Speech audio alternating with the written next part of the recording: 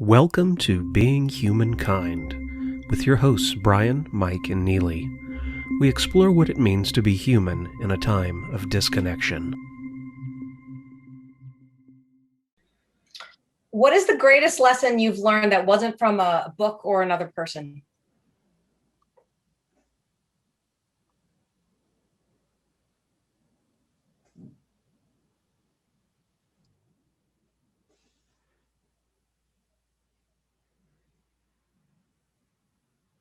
I think the important lessons that I've learned over the last several years have been one to not get worked up about things that are not that significant in my life. I think early on, when I was just starting my dental practice, when I was raising my kids when they were very young, I probably would react to things in a way that really probably wasn't necessary.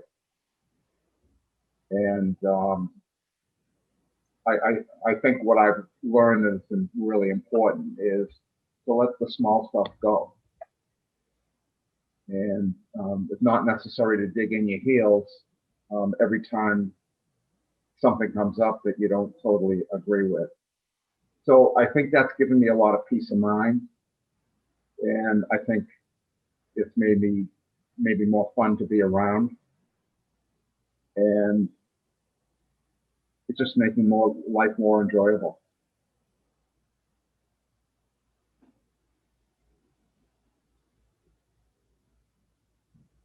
How can you tell the little things from the more important things? Like, what do you use?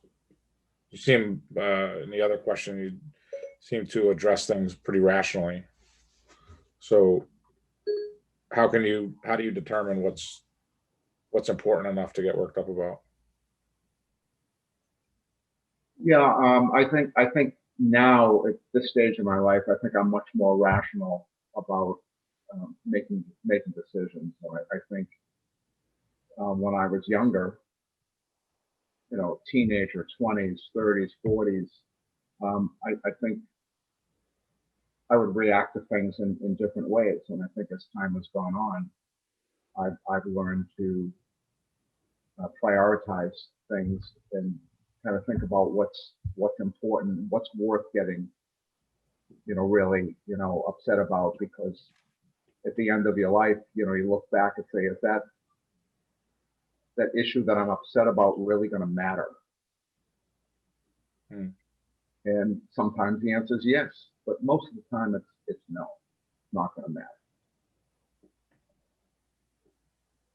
It's a good perspective.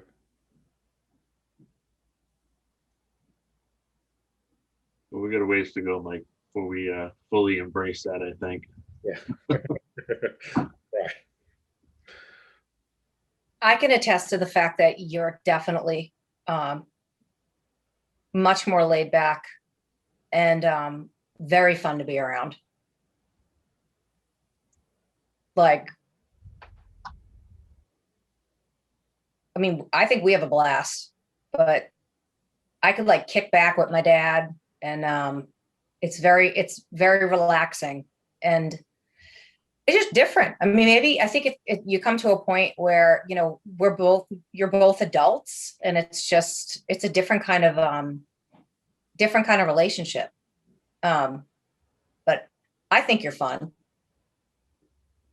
Well, I think a lot of it comes down to you get to a point where you're just celebrating that you both made it, right? So you've achieved most of your accomplishments. Your father clearly has. So you get together. Now it's just like, look, we're all done with all the crap. Everything gets fun after that certain point. That's a good point.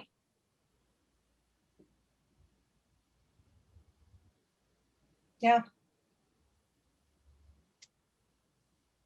I mean, I feel that my children are all accomplished. They're self-sufficient. They're good people. They love each other. They include me in their life. And those are the important things. And I let all the smaller things just go and just enjoy our company together.